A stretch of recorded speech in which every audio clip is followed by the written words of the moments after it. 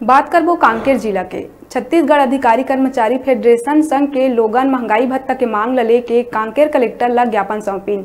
संघ के मांग है कि कर्मचारी मन ला 16% महंगाई भत्ता दिए जाए। संघ के सदस्य मन के कहना है कि केंद्र सरकार है अपन कर्मचारी मन ला 28% महंगाई भत्ता देवत है और हमार छत्तीसगढ़ प्रदेश सरकार है वर्तमान में 12% महंगाई भत्ता देवत है, जेकर ले बढ़त महंगाई में गुजर बसर करे में भारी दिक्कत होत है।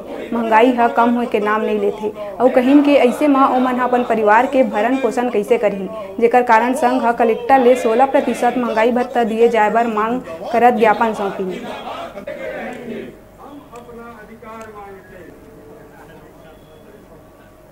जो निर्णय लिया जुलाई 2019 से जो हमारा लंबित था महंगाई भत्ता, उस पर केंद्र ने निर्णय लिया है कि 16% वो और बढ़ा रही है, 28% जो है उनका महंगाई भत्ता हो गया है। हम लोग अभी 12% पे हैं, जो कि बहुत पीछे है।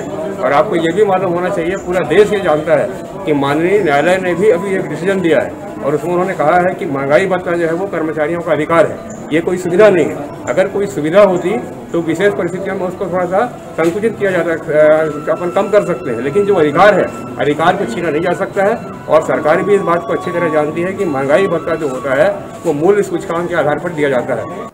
ये हमारी जो है समय समय पर मिलने वाली जो मूलभूत सुविधा महंगाई भत्ता का है।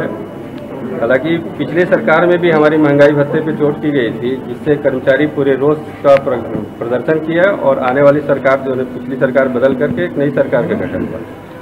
लेकिन बहुत दुख की बात है कि आने वाली सरकार भी उसी धर्रे पे चली और हमारे महंगाई भत्ता को 2019 से रोक दिया गया है। हद तो तब हो गई जब एक किस्त, दो किस्त और आज जो है ना हम 4-4, 5-5 किस्त जो है ना अन्य कर्मचारी या केंद्रीय कर्मचारियों से हम पीछे चल रहे हैं। हमारी स्थिति जो है, हमारी मूलभूत सुविधाओं से हम वंचित हैं।